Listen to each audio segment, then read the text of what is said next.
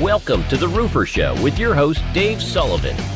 You found the podcast that helps roofing contractors grow their businesses, make more money, and have more free time. Hey, everybody, what's up? Welcome to The Roofer Show podcast, the place to be if you want to grow a more profitable roofing business. I'm your host, Dave Sullivan, the roofer coach, and I have been a successful roofing contractor for over 30 years, and I'm here to share with you what I've learned. Today, we have got Michael Stone back with us, and Michael has been on the show a number of times, and actually, here's his book right here, Markup and Profit. Love that. So, Michael, how you doing? Vertical and breathing. There you go. You can't go better than that. Well, yeah, you and I, we've coached a couple of contractors in our day, probably a few hundred. Tell me why you wrote this book. Let's start with that. What was the problem you saw, and how far back do we go? When I was finishing up my 4-year degree, my advisor in school was also one of my instructors for one of my classes, and he said, I want you to write me a paper on construction business management. And so I fussed around with that for like 6 months, and I got it done, turned it in. He says, all right, now you got that done. Now, as soon as you get out of the school, I want you to turn this into a book and you can start selling it. So I got done and I fussed around with it a little bit, and I made a comb-bound copy of it, and we started selling it. It was called Making the Numbers Work in Construction. Well, Craftsman Book Company got a hold of it, and they called me up. The owner, the editor down there, a guy by the name of Lawrence Jacobs, called me up and said, would you be open to turning this booklet into a full-blown book? And I said, talk to me. What do you got in mind? And he said, well, we're going to make you rich. Started the conversation off perfect. Yeah. Anyway. So he told me what he wanted. I said, sure. So over the period of the next year and a half or so, and this was probably 96 and 97, I wrote the book, and I went back and forth with him many times so I stayed in the path he wanted me to go. And at the time, the Markup was the single most requested book or information that Craftsman Book Company had. And at the time, they were the largest book publisher in the world in construction books. I followed what he wanted, and we got it all done. And then they took about a year to edit it. And so it came out in January of 1998, I think it was, the book came out. And then the book came out, and almost immediately I started getting requests for seminars and classes and all this and that and all this other monkey motion. And then it was just a matter of a couple of months, and I decided to shut my construction company down and go to doing seminars and stuff, which I thought would be easier. It isn't, but that's what I thought at the time. So that's kind of where we're at. That's how the book got going. And well, this is the only one that I'm familiar with that talks about markup and profit, because most all of the books now talk about how to 10x your business, how to sell, how to do all these things, but nobody ever talks about profit. It's all about revenue. And this is the part that I think everybody's missing. You agree? Yeah. I got another guy we've been talking now about in fact, I'm doing a newsletter is on how to hire a business coach. And one of the things that most of these coaches, you ask them, how do you calculate markup? And they don't know. They have no idea. Right. They say, well, the industry, and there is no industry standard in this business. When you're hiring somebody to help you, that's one of the key questions you ask. How do you develop markup? And if they don't know the answer to that, they ain't going to help you anywhere else either. As you know that, David. I mean, that's how you make your money. Well, we just talk about the basics. And yeah. I don't know what you tell me. What has changed, if anything, in the last 10 years? Because here I can see contractors saying there's a couple of old guys that have been around the block, but what the hell do they know now? Well, all right, first thing the only thing that's changed in the last 10 years or 15 years, and I've been in this business, I'm working on my 63rd year in this business right now. The only thing I can tell you that's changed in the last 10 or 15 years is the materials that we use on jobs. How a business should be set up and run has not changed. And guys that tell you, oh, we do things completely different. Well, you better not do them too different or the IRS will come around looking for you. It won't take long. But this business, guys think that, like they say, oh, you're old, you're outdated. Running a business can't get old or outdated. If you don't do it exactly the same way you should every time, you're going to go broke. And the statistics are on my side on that one, because 9 out of 10 contractors, regardless of what they do, go broke on a 10-year cycle. 9 out of 10. Okay. Yeah, that's amazing, isn't it? Oh, it is. And just think of how many contractors I've seen go broke over the years. In 63 years, good Lord. And So guys that why I do you thought think? Why is that? Why do these guys go broke all the time? they don't charge enough for what they do. I mean, that's the bottom line. Have you ever noticed guys that everybody says, oh, they're so high price, but they always keep going? Right. And people keep calling them and they keep winning awards. Isn't that amazing what a little extra money in the bank will do for you? Yeah, every city has a guy that they always say, this guy's pricing so high. I can't believe it. How does he get Yeah. work? Yeah. Well, they do a good job in marketing. For instance, they're talking to the right people and they get their numbers right. But yeah, the numbers are the numbers. Nothing changes. And No. you got to really understand those. Yep. So, what's the problem in pricing? Why can't these guys get it right? Because they can't seem to. That's always the issue when I talk to a contractor is, hey, you're just not charging enough money. That's it almost every time. Okay. Yeah. Yeah. Okay. Well, let's talk about that. So, how do we calculate these jobs? How do we come up with our price? And that's going to be that we're going to make a profit on because it doesn't matter what the market is. You can't, if you're competing on price with these guys, as you say, 9 out of 10 contractors are going to go out of business. So why would you want to do the same thing that they do? So let's talk about how to calculate our price. How do you go about that? Because most contractors have these, well, I would say most contractors take a per square price and say, okay, well, that's what the market is. That's what I'm going to charge. They have no idea what their cost structure is. Is that something you see? All the time. And regardless, it isn't necessarily just roofers that do that. I got plumbers that charge by the fixture, and I got electricians that charge by the outlet. And they say, well, that's all I can get. That's what everybody else in town is charging. And if you buy into that crap, you're not going to be in business long. You got to Yeah. decide. Number one, you got to figure out what your own overhead expenses are. And number one, you got to do a good job of estimating, which requires job costing, which way over half of all contractors do not do job costing. I know that from surveys I've taken, and I've done seminars for something close to 40,000 contractors since 1980. Okay. So that's 46 years. And I've done almost 40,000 contractors. And so I get a lot of feedback. Guys don't charge enough for what they're doing. They don't do job costing, which is in today's marketplace, it's mandatory. Then you know what your job costs are.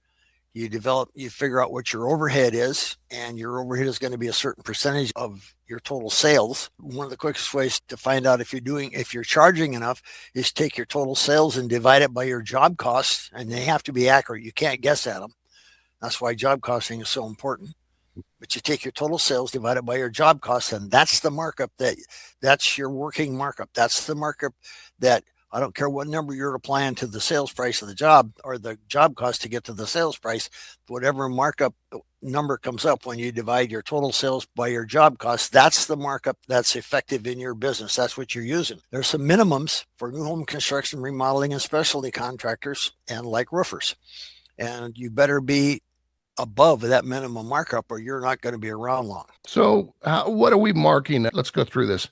What do we mark up? How do we come up with our sales price? Because as far as I'm concerned, there's really only one way to do it. What do you think? Well, yeah, you need to figure out what your markup is. And the simplest and easiest way to arrive at a sales price is your job cost times your markup equals your sales price. If you follow that formula, that's the simplest way. Now, I have guys that they want to sell it by the square. That's fine if you know exactly what your numbers are. But how many contractors have you ever met in roofing that know exactly what their numbers are so they could price by the square and be right on the button every time? I can tell you, I can count them on one hand in 60 years in this business. If you're not job costing, you have no idea if that's enough money. These guys are not looking at their financial statements to see if you're losing money. You're just not charging enough. And you got to figure out a way to charge the right price. Otherwise, you're in the wrong business. You're going to go out of business eventually. And it's a slow burn. Yeah. Are we going to talk about making sure you're marketing to the right customer? I do want to get into that, definitely. Okay. So, but finishing up in this. Oh, yeah, okay.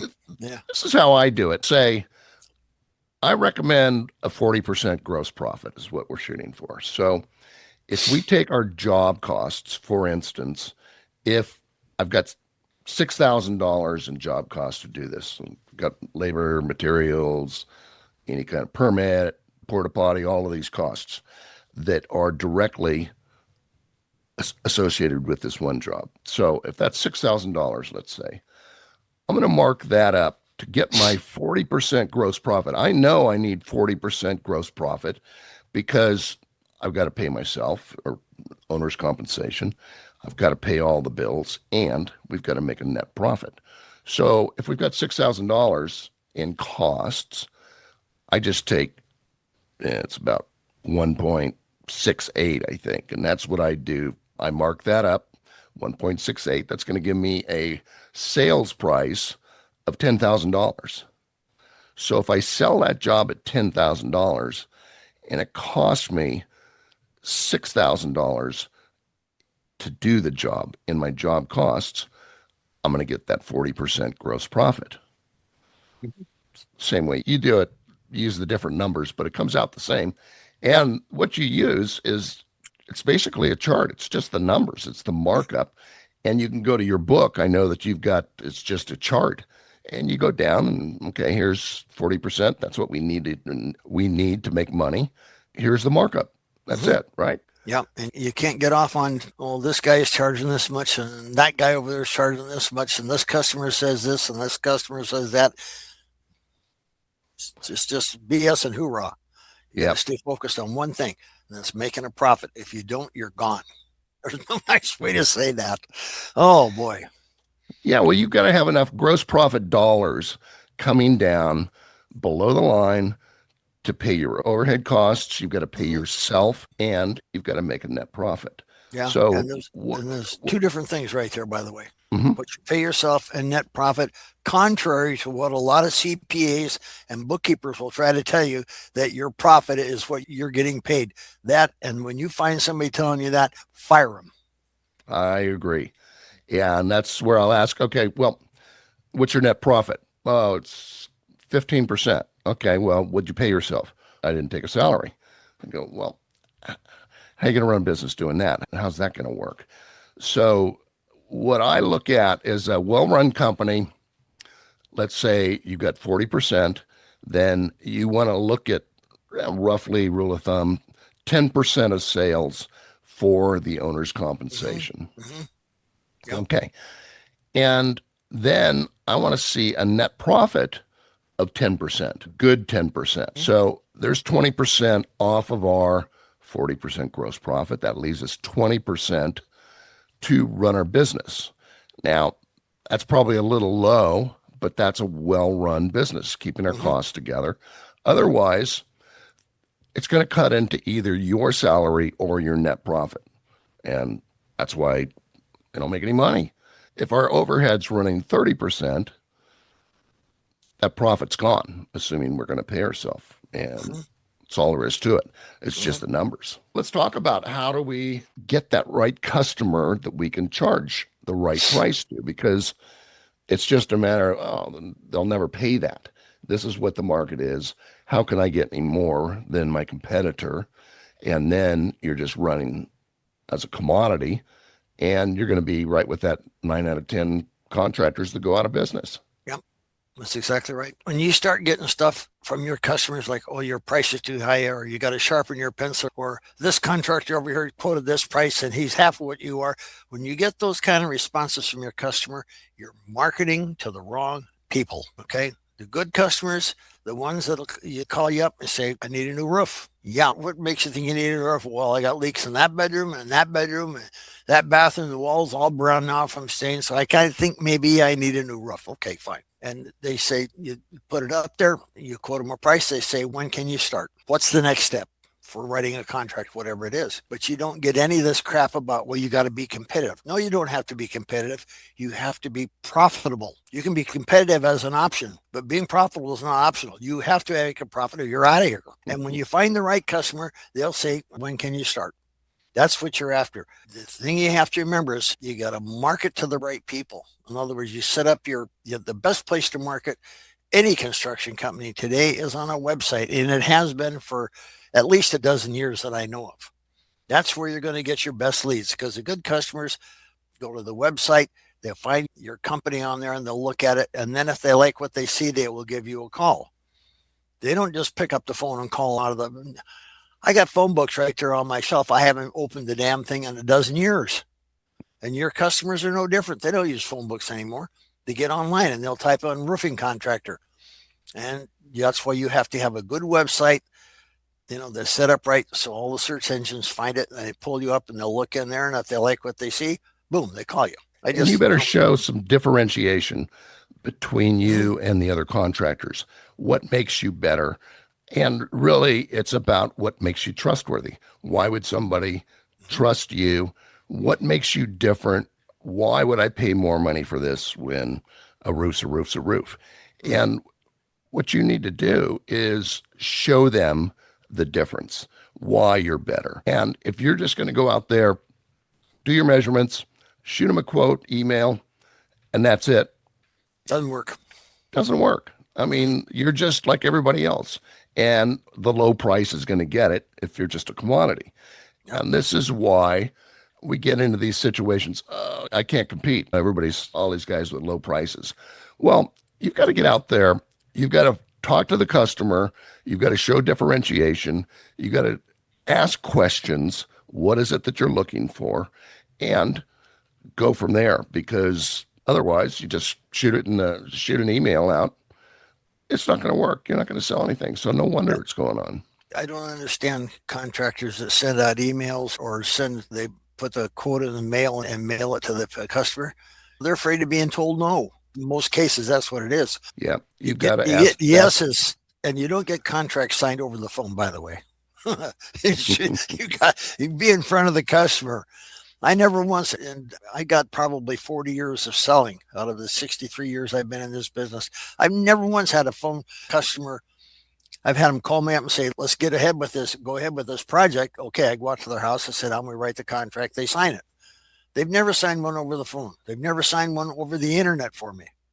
Ain't happening. Okay. Now, some guys say, well, I get all my business over the internet. Well, you figured out something I've never figured out how to do. But eyeball to eyeball with the customer, and you read through the contract and you make sure they understand every single paragraph all the way to the bottom. Sign right here. Go get me a check for my down payment, and we're going to put this in. We got to wait 3 days for the federally required right of rescission. We get that done. Then we're going to order the materials. I agree. Okay, but I've got all this work. I'm busy, but I don't have any money in the bank. I don't get it.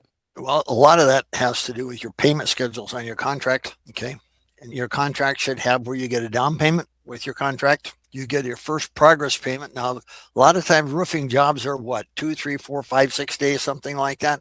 So you're only going to get maybe 3 payments. So you get a down payment, and you should get a payment on the first or second day of the job, a progress payment on the first or second day of the job, and then your final payment within 3 days of completing the job. And it shouldn't go any more than 3 days. This idea, we'll send you an invoice, that's baloney. That's just asking for delays. So if you don't have any money in the bank, a lot of times it's your payment schedule on your contracts. You're letting people decide how long they want to pay you. The word invoice in most people's mind in America today is, oh, I've got 30 days to pay it. Why in the hell would you wait 30 days to get paid? You busted your butt to get the job done in 3 days. Why do you wait 30 more days to get paid? Give me my money. I'm done. Exactly. The reason contractors go out of business is they just run out of money. I mean, they run out of cash and they can't pay their bills, and that's the end of it. And I look at receivables. Some of these things, they get out 30, 60, 90 days. If you get out over 60 days, you're not getting paid. You shouldn't have receivables of any kind other than jobs in progress. That's it. I agree. And the job's done 3 days maximum. And most of that's on commercial jobs. And they say, oh, well, we don't pay that soon. Fine, find somebody else to do your work. When I get done, I get paid. I'm not out here as a nice guy. You want a friend? Go buy a dog. There you go. All right. Well, I want to just touch on, because this is kind of the theme of my show all the time, is that everybody's chasing revenue. If I can just get the sales, that's it. But they don't think about the costs. They don't think about the profit and the markup, like your book. They're following all these seminars and so forth. And you're not charging enough money. You're going out there pushing revenue, not sales. It's not going to work out. Never does. Yeah. At least it hasn't in the 60 years I've been in this business.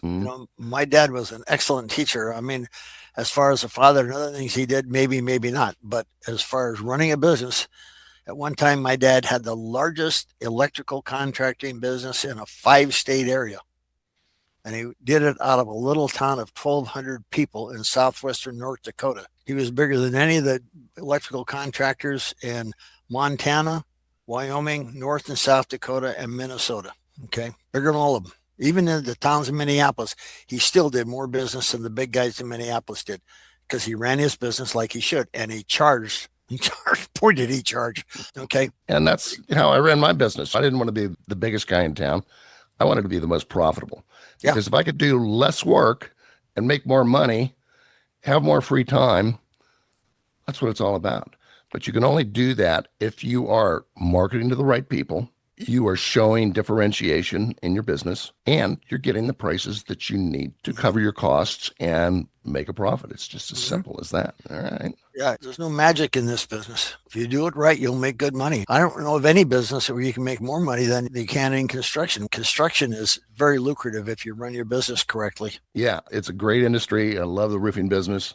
And if you run your business right, you can make a lot of money, whether the economy's down or not. And right now, the economy is not doing well for roofing contractors. Unfortunately, most of these guys are not making any money. And because they're not charging enough money for their jobs. And if you're saying, I can't get any more money, well, you got a problem. You better find another job. How do you know unless you ask? And that's what most of them don't do.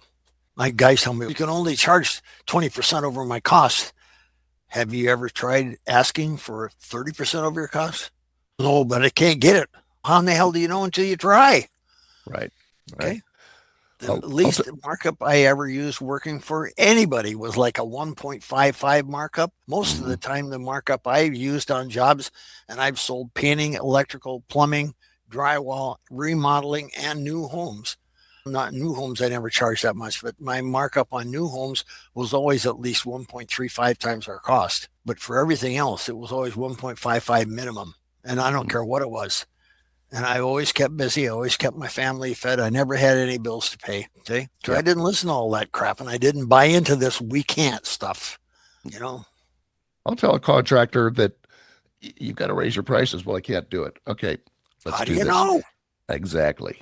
Say, add 10% to your price. Okay. Let's do that. And they'll usually come back and say, it didn't really change anything. I still sold the same amount of money, but I made more profit. Okay. Well, let's see if we can get another 10%.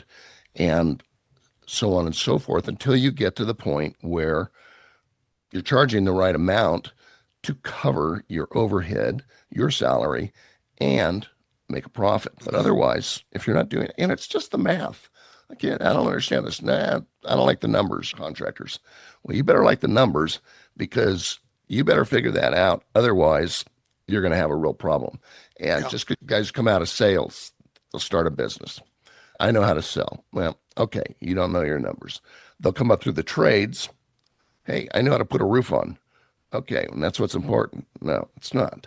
It's running a business. Doesn't matter if you're selling shoes or selling roofs. You are running a business, and it's got to be profitable, and you've got to understand what your costs are. It's really that simple. It goes back to what we talked about earlier, David. You have an option of being selling on price, on being competitive. You do not have an option on being profitable. You're either profitable or you're gone. There ain't no third option there. It is as simple as that. Yeah. And we talk about this every week on the show. You got to understand your numbers. You don't have to be an accountant, but the simple numbers that you need to understand what your costs are. And that's going to determine what you're going to need to charge and what gross profit you're going to need at a particular sales number.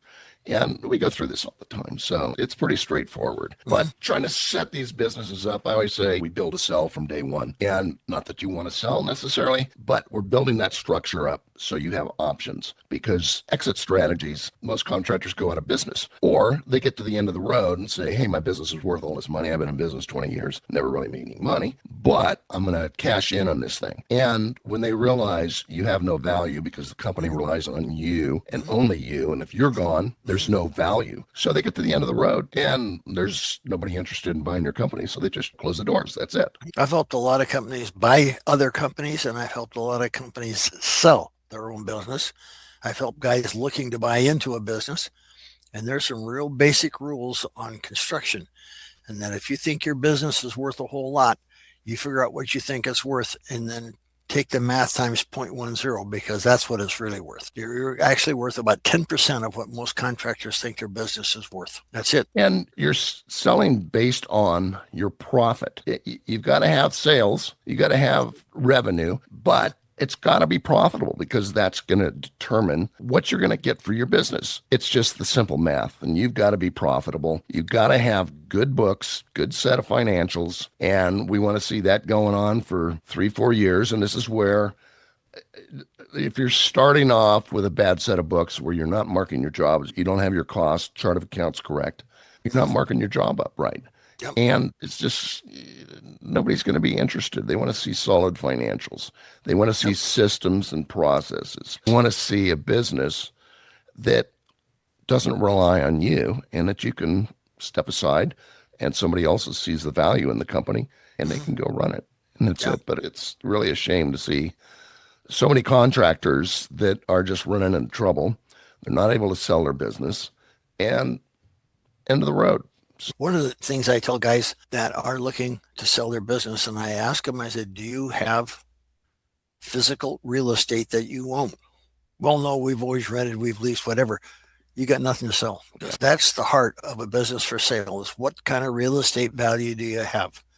Okay, that's where somebody else sets the value. The buying public will set the value of your real estate. But when you step in and try to say, well, my business is worth X number of dollars because I've done so much dollars worth of business, doesn't hold water. Well, that was one of the smartest moves that I made, was buying our building instead of paying rent. Bought a building, grew into it, and was able to sell it. California real estate, man, it's just unbelievable. So it was a great investment.